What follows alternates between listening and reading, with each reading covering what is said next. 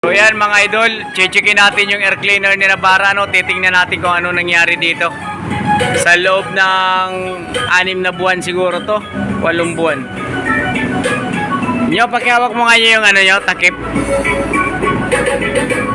Nyo, titingnan lang natin kung ano nangyari sa ano kanyang air cleaner, no? So siguro sa tuli ng patakbo ganito nangyayari sa air cleaner. Ay! Sos, buslot na mga idol. Ba't yan? Pinamagpagay. Siyempre pahigop. So ito yung nagiging dahilan, ano, pagka yung air cleaner mo talaga, ano, wala ditong frame na bakal. So ito talagang design niya.